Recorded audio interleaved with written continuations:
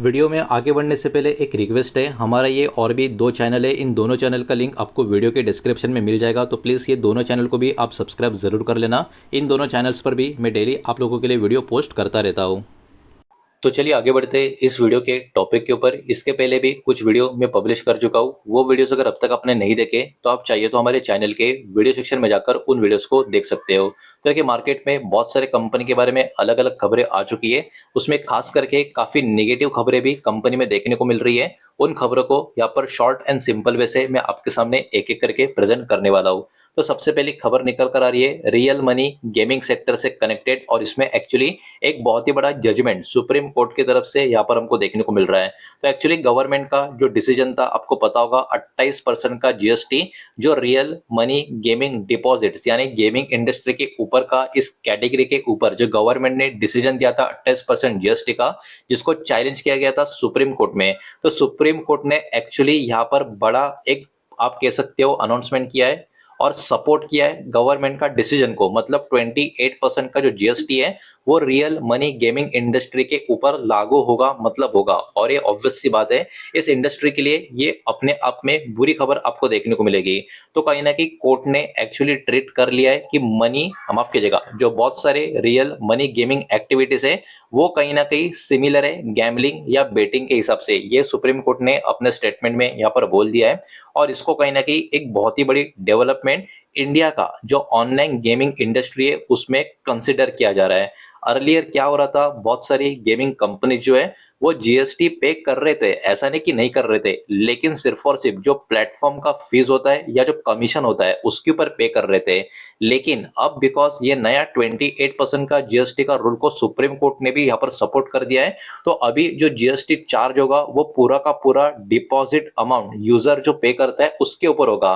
तो ये अपने आप में काफी ह्यूज डिसीजन हमको देखने को मिल रहा है, जिसका कहीं ना कहीं नेगेटिव इंपैक्ट इस इंडस्ट्री के ऊपर आता हुआ नजर आ सकता है। अगर एग्जांपल एकदम सिंपल आपको समझना है, अगर यूजर डिपॉजिट करता है 100 रुपया, तो अब ये 28% का जो जीएसटी है पूरा का पूरा उस 100 रुपीज के ऊपर यहाँ पर इंपैक्ट होता हुआ, अप्लाई होता हुआ आपको नजर आएगा। इसके कारण एक्चुअली टैक्स का जो बर्डन है गेमिंग कंपनी के ऊपर बढ़ता हुआ नजर आएगा, और इसके कारण कंपनी का जो प्रॉफिट है उनके ऊपर भी इंपैक्ट होता हुआ नजर आएगा। इसके कारण कहीं ना कहीं दो कंपनियां बाजार के फोकस में बनी रहेगी, जिसमें एक होगी नजारा टेक्नोलॉजी। इस कंपनी का एक्सपोजर ऑनलाइन गेमिंग बिजनेस से आपको देखने को मिलेगा, और इन्वेस्टर का जो सेंटिमेंट है कहीं ना कहीं काफी वॉलेटाइल रह सकता है, जो जीएसटी खबर का डेवलपमेंट अब निकल कर आ रहा है उसके वजह से। दूसरा शेयर जो होगा इस खबर से कनेक्टेड वो होगा दोस्तों डेल्टा कॉप का, बिकॉज ये कंपनी भी ऑपरेट करती है कैसीनो और जो गेमिंग रिलेटेड सेगमेंट है उसमें, और जीएसटी से कनेक्टेड ये जो कंसर्न है वो कहीं ना कहीं फ्यूचर बिजनेस आउटलुक को और सेंटिमेंट को भी यहाँ पर अफेक्ट कर सकते हैं। तो कहीं ना कहीं ये दो कंपनी बाजार के फोकस में बनी रह सकती है। नेक्स्ट खबर हमको देखने को मिल रही है मीशो के बारे में, because global brokerage firm Macquarie ने एक्चुअली स्टार्ट कर दिया है कवरेज मीशो के ऊपर, और इन्होंने इसके ऊपर अपना रेटिंग अंडर परफॉर्म का यहाँ पर दे दिया है। और यहाँ पर इसके वजह से ब्रोकरेज ने इस स्टॉक के ऊपर का जो टारगेट प्राइस दिया है वो दिया है दोस्तों 125 का। आई थिंक अभी 160 170 के आसपास स्टॉक चल रहा है। तो कहीं ना कहीं इंडिकेट करता है ये 25% नीचे की तरफ आ सकता है करंट मार्केट लेवल्स या करंट मार्केट प्राइस चल रहा है वहां से। अब देखिए, इन्होंने इसके पीछे जो डाउनग्रेड किया या जो भी अंडर परफॉर्म का रेटिंग दिया, इसके पीछे कुछ इंपॉर्टेंट चिंता का विषय भी इन्होंने मेंशन किया है। सबसे पहले यहाँ पर एक मजबूत ग्रोथ विजिबल है, ये यहाँ पर मतलब ऑर्डर की बात हो रही है, ये बात यहाँ पर इन्होंने बोली है। लेकिन यहाँ पर ओवरऑल जो एवरेज ऑर्डर वैल्यू है वो गिर रहा है, इसके कारण रेवेन्यूज के ऊपर प्रेशर आता हुआ नजर आ सकता है, ये भी इन्होंने एक बात बोली है। और जो कमजोर यूनिट इकोनॉमी है वो भी कंपनी का अर्निंग परफॉर्मेंस है उसको भी इंपैक्ट करती हुई नजर आ सकती है। तो देखिए, ऑर्डर का ग्रोथ विजिबल है, ये पॉजिटिव पॉइंट है, लेकिन रेवेन्यू के ऊपर का प्रेशर, अर्निंग परफॉर्मेंस के ऊपर का इंपैक्ट, ये जो पर्टिकुलर सिनेरियो इस फर्म को जो नजर आ रहा है, इसके कारण इस कंपनी को, इस स्टॉक को इन्होंने अपने हिसाब से डाउनसाइड का रेटिंग, अंडर परफॉर्म का रेटिंग और डाउनसाइड का टारगेट यहाँ पर दे दिया है। बढ़ते आगे बचे हुए शेयर से उनको भी देख लेते हैं, लेकिन उसके पहले वीडियो को लाइक कर देना, वीडियो को शेयर कर देना। पहली बार चैनल पर आ चुके हो तो चैनल को भी सब्सक्राइब जरूर कर देना। नेक्स्ट खबर निकल कर आ रही है दो पीएसयू कंपनी के बारे में। एक है दोस्तों भेल, BHEL, गवर्नमेंट ने एक्चुअली दे दिया है BHEL यानी भेल को 1 साल का टाइम मेंटेन करने के लिए इस कंपनी का जो महारत्ना का स्टेटस है। आपको पता होगा इसको महारत्ना स्टेटस वाली कंपनी बोला जाता है। अब देखिए कंपनी को किसी ना किसी तरीके से मेंटेन करना होगा एवरेज एनुअल प्रॉफिट 5000 करोड़ का। अगर ये कर नहीं पाए तो इनका महारत्न का जो स्टेटस है ये चला जाएगा। तो ये अपने आप में काफी अच्छी बात इस कंपनी के लिए यहाँ पर नजर नहीं आएगी। मतलब एक्चुअली देखा जाए तो एक वार्निंग टाइप का ये साइन यहाँ पर नजर आ रहा है। अगर इन्होंने मेंटेन नहीं किया तो महारत्न का स्टेटस इनका चला जाएगा। इसी से कनेक्टेड दूसरी खबर निकल कर आ रही है सेल इस कंपनी के बारे में।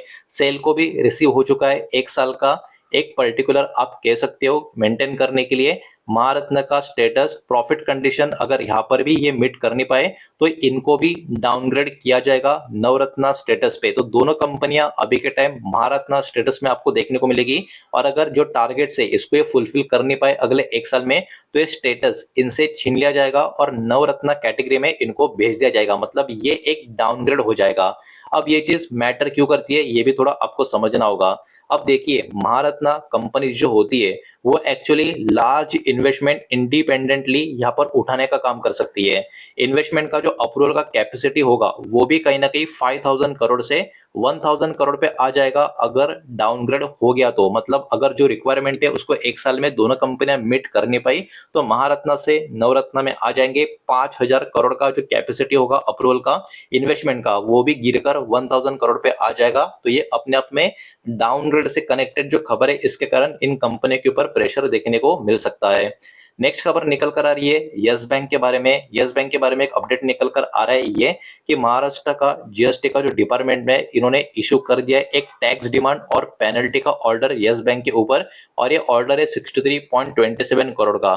देखा जाए तो बहुत डेंजरस वाला अमाउंट नजर नहीं आ रहा, लेकिन बिकॉज एक टैक्स डिमांड और पेनल्टी का ऑर्डर है तो ये निगेटिव न्यूज में काउंट होगा। अब देखिए बैंक ने इसके ऊपर यही बोला है कि कोई मेजर इंपैक्ट हमारा जो बिजनेस का ऑपरेशन है उसके ऊपर इसका नहीं आएगा। और यस बैंक प्लान भी कर रहा है फाइल करने का लीगल अपील इस ऑर्डर के अगेंस्ट। तो देखने वाली बात होगी मार्केट का रिएक्शन कैसा रहेगा, बिकॉज ये खबर तो कहीं ना कहीं निगेटिव तो देखने को मिल रही है।